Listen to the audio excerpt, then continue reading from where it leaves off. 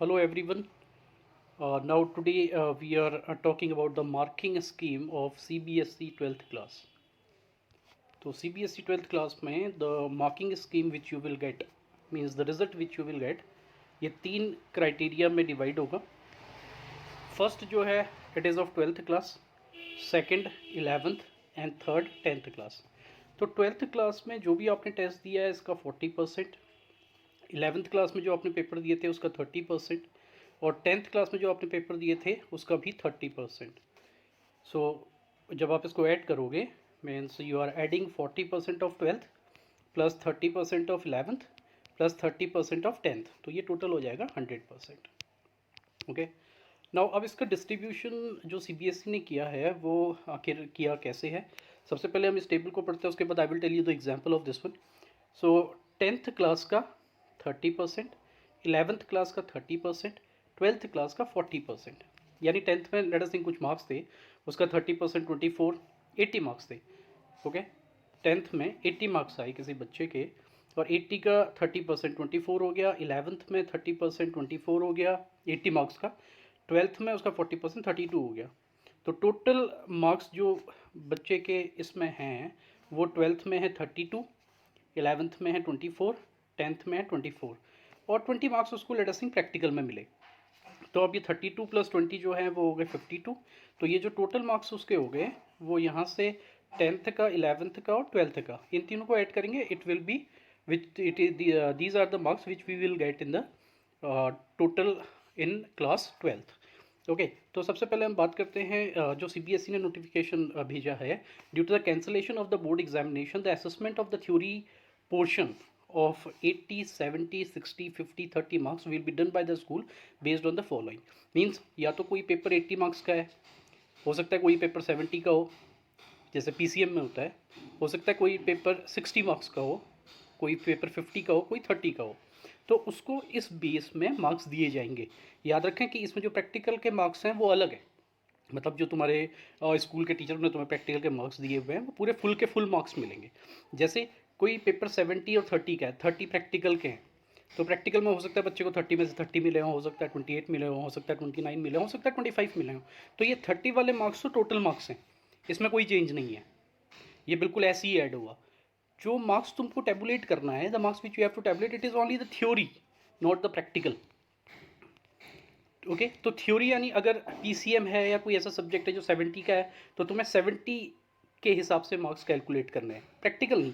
Practical के marks जो तुमको मिले होंगे चाहे वो 28 हो, 29 हो, 25 हो, 27 हो, वो वैसे ही ऐड होंगे जो सेम तुम्हें स्कूल टीचर ने दिए हुए हैं. तो it means that we have to work for the theory portion, हमें थ्योरी के लिए वर्क करना है. तो बड़ा सिंपल सा रूल है. इट सेज दैट ये बोलते हैं कि it is based on the school as the following. Class 12th marks based on the UT mid term pre board उसका 40%. Okay. Class 11th marks based on the theory component of the final exam उसका 30%. और 10th के based on the average theory component of best three performing subjects out of mean 5 subjects. The marks of the practical assessment of 12th will be at the actual basis as uploaded by the CBSE on the CBSE portal. जैसे जैसे CBSE अपने CBSE portal में upload करेगा, it will be the same. The total marks of the awarded should be in convenience with the past performance of the school of 12th board examination. Now we are moving to this one. That one is the assessment and its component. Assessment और component हम ये कैसे इसको we will deal about this one. We will talk regarding this. Let us see an example of this one. तो we have this one. It says that 30%, 30% and 40%. बड़ा simple सा rule है. 30% 10th का, 10th का 30%, 11th का 30% और 12th का 40%. Okay. तो now in case of this 10% 30% of class 10th, 30% of class 11th and 40% of class 12th. तो 30% of class 10th, 30% of class 11th and 40% of class 12th में इसमें हम कैसे चेक करेंगे. लेट अस थिंक दैट कोई भी एक बच्चा है और उसके एक बच्चे के क्लास 10th के मार्क्स नोट करते हैं.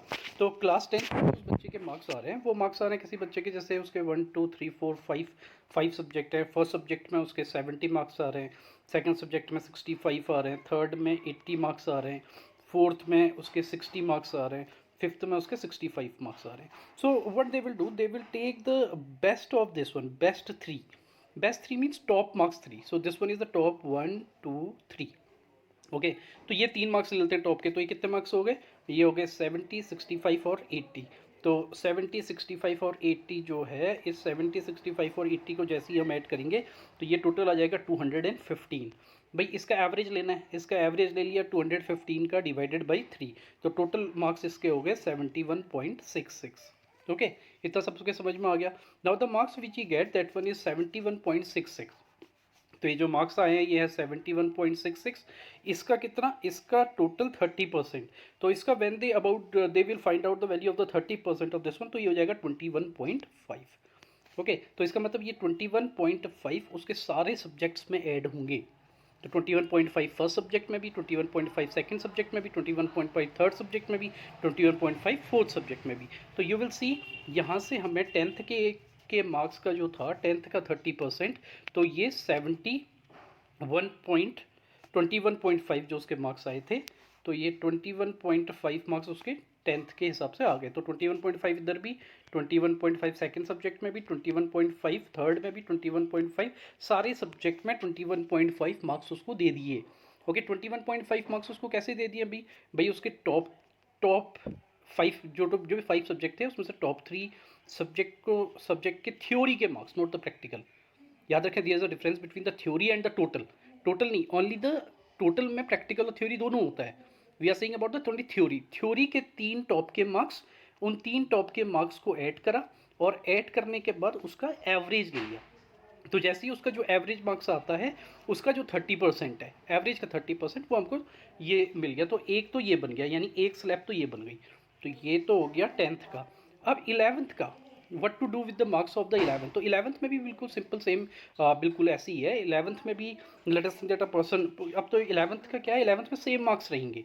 कैसे, जैसे कोई बच्चा है, उसके 5 सब्जेक्ट है, तो उन 5 के थ्योरी के मार्क्स. ओके, नाउ थ्योरी के marks, late us think that बच्चा इज एवरेज स्टूडेंट, तो उसके 50 मार्क्स आते हैं, 70 मार्क्स आते हैं, 55 मार्क्स आते हैं, 65 मार्क्स आते हैं, 75 मार्क्स आते हैं.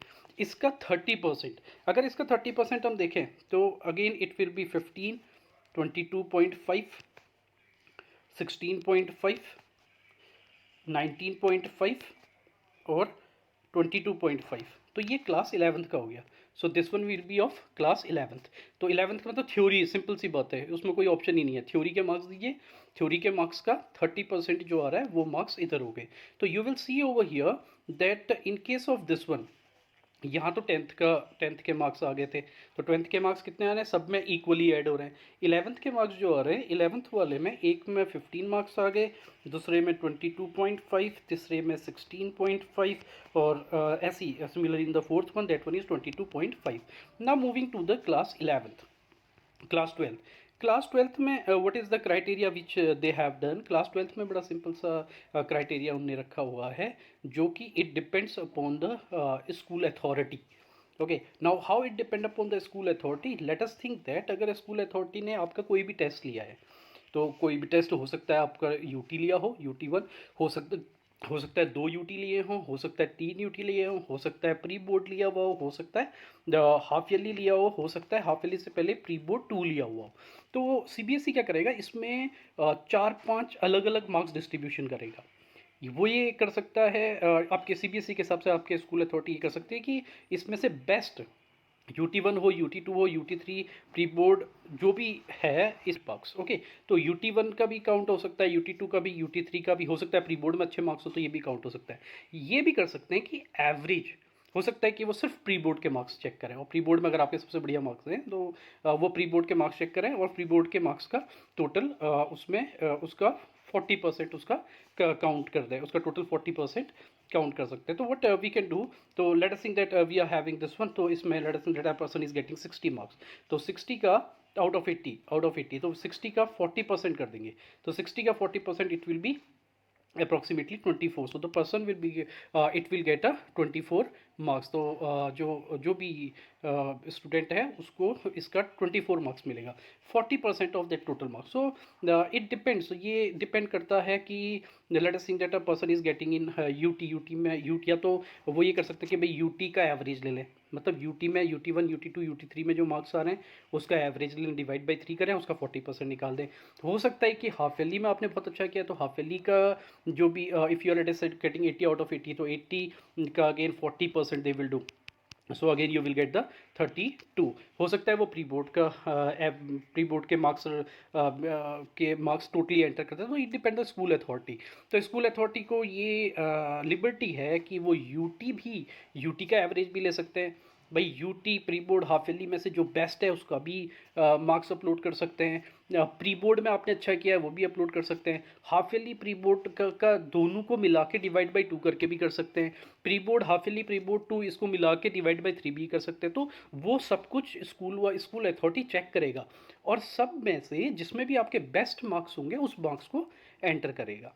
ओके, तो this one is the policy of 30 + 30 + 40। Thank you.